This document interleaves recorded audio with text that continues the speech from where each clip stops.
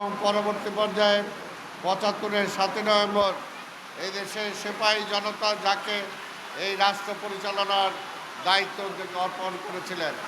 কেন দায়িত্ব অর্পণ করেছিলেন?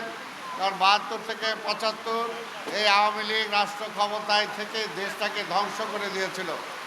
দেশের সেনাবাহিনী বলি, পুলিশ বলি, ছাত্র বলি, ব্যবসা বলি, বাণিজ্য বলি, কোথাও কোনো কাজকর্ম ছিল না, সব ধ্বংস হয়েছিল। সাধারণ মানুষ সেই সময় দুর্ভিক্ষপীড়িত হয়েছিল, না খেয়ে মারা যাচ্ছিল। সেই সময় জিয়াউর রহমানকে রাষ্ট্র ক্ষমতা দেওয়ার পরে জিয়াউর রহমান এই দেশকে তলাবিহীন ঝুড়ি থেকে উন্নয়নের একটি দেশে নিয়ে গিয়েছিলেন। যে দেশের মানুষ না খেয়ে মারা গিয়েছেন, তাকে অন্ন দিয়েছেন এবং বিদেশে চাল রপ্তানি করেছেন। শিক্ষাঙ্গন সহ প্রতিটা জায়গায় ডিসিপ্লিন ফিরিয়ে এনেছেন।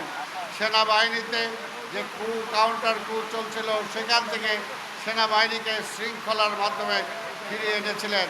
গত ১৭ বছর ঠিক এমনিভাবে সেই আওয়ামী লীগ, সেই শেখ হাসিনা এই দেশটার দ্বার প্রান্তে নিয়ে দাঁড় করিয়েছে।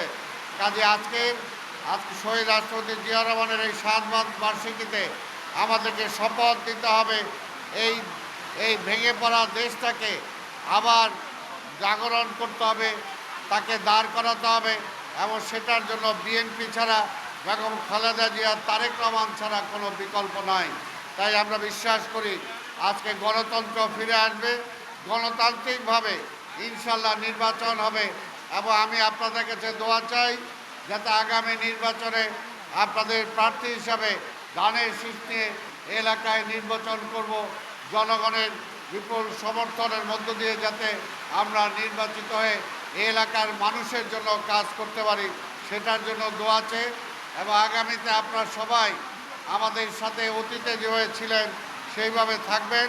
আমি আদাবর থানার প্রত্যেকটা নেতা, থানার নেতা, ওয়ার্ডের নেতা, ছাত্রদল, যুবদল, স্বেচ্ছাসেবক দল, ওলামা দল, তাঁতি দল, মহিলা দল সহ সকল অঙ্গ সংগঠনও ঐক্যবদ্ধভাবে এবং ডিসিপ্লিনভাবে সুন্দরভাবে আমাদের থাকতে হবে।